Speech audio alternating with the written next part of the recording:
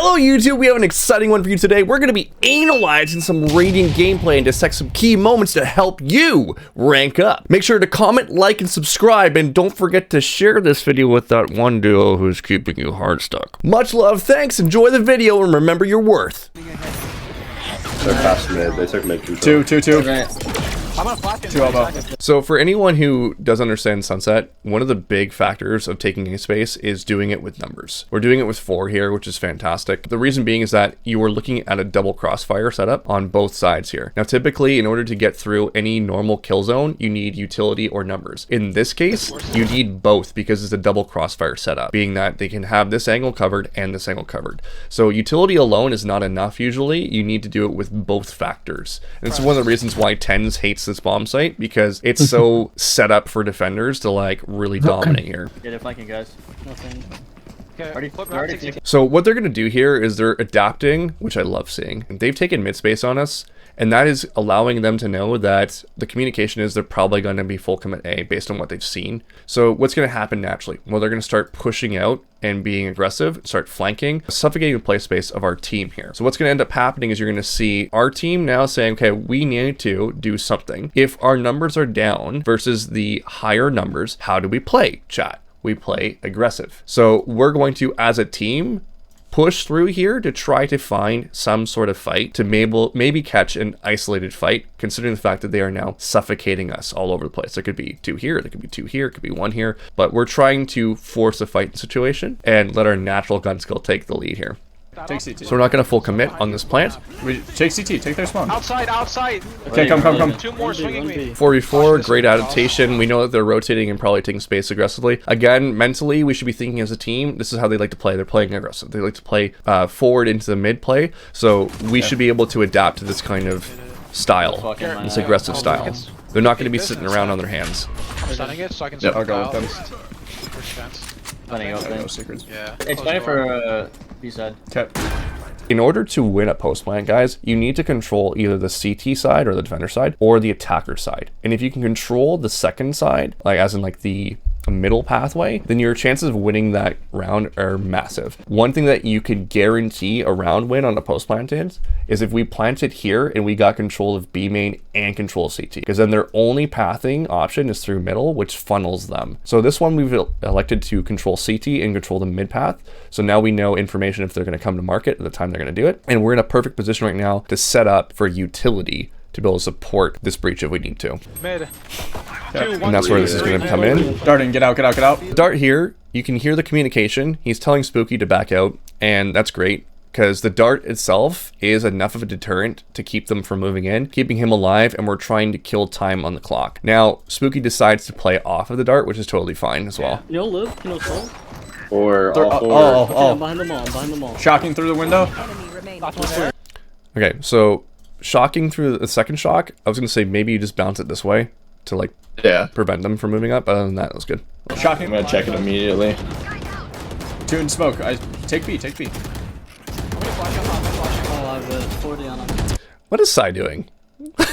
Yeah, those are one of the moments where I think he gets 2. He's like, He's feeling himself. Yeah, I know. He comes in, he double satchels, and then Sai, guys, I want you to pay attention because this guy here is one of the next demon ones. I promise you. If he keeps doing what he's doing, he will be top notch in terms of his duelist skills. We know there's 2 towards here. We should just all go hit an extremity. We talked about this a million times. Go through in the main entrances this way and keep the enemy in front of you, especially considering the fact that they're on eco. The last thing we possibly want to do is move this direction here towards a mid path. We always stay away from the mid paths when we're up numbers, especially against Nico, especially moving through a smoke like this, like he's doing right now.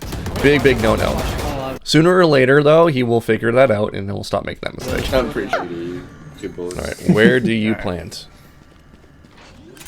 I'm not a fan. You have shot dart lineups? No, I don't.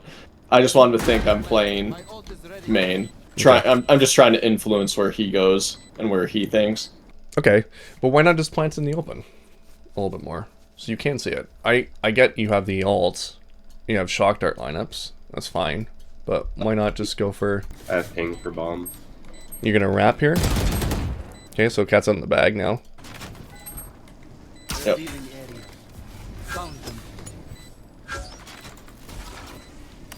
Okay, cat's out of the bag that you're going to be here if you shoot this.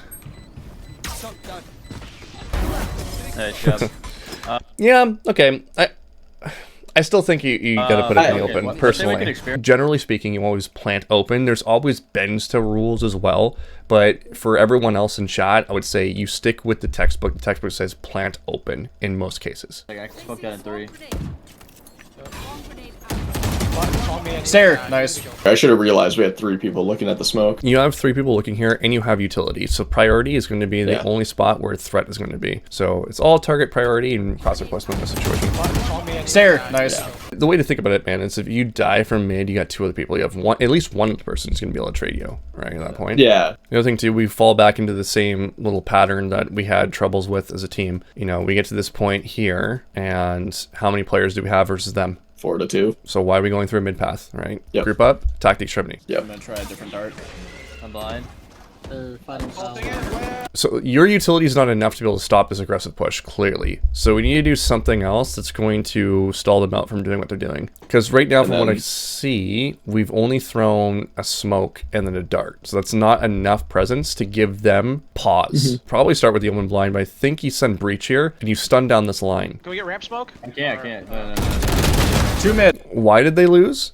Because both of them are not following my content protocols. When you're peeking with multiple, you relax and you hit the shot. Both of them immediately reacted and freaked out and did not expect you to be here, and they dropped into a crouch instantaneously. They reacted out of emotion. Ray should have been selfless, moving across, and then Sky cleans up after you kill the Rays. So this was on Jack, but it was also on Frosty in the fact that both of them reacted out of emotion versus trying to Never mind. individually take the fight and just making sure they hit their first shot. All 3 here. Can we just bounce? Yeah.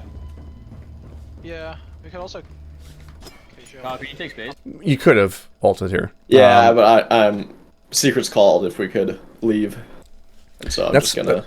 That's fine, but think of it like this, okay?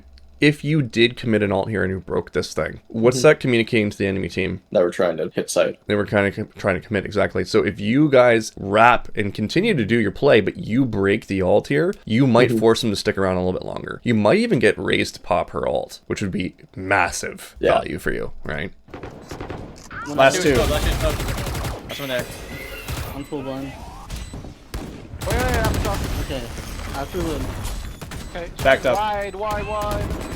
Nice. Swung with the motherfucker. Shots go. Okay, so this entire time we're doing this, why isn't someone clicking the bomb? Like, Thank you. Dude, click that's the okay. bomb. So that's one thing. Like I've had like the biggest issue they with just, like like- every team I'm on. As soon as we get sight, just tap the bomb just tap the and bomb. then fight. Just put Yeah. the pressure.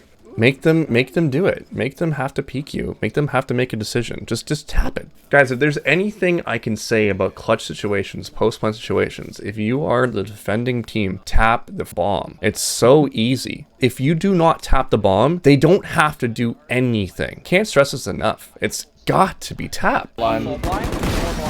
Tile dead.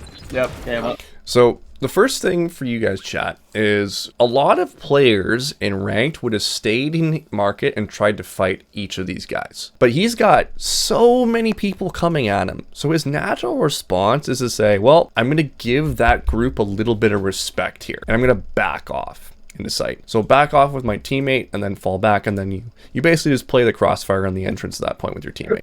So what ends up happening is we have Secret say, don't worry, you can play it. Because he wants to commit to going away. Secret says, you can play it. I got a one-way on there. So then you change your mind and say, okay, let's go for this fight.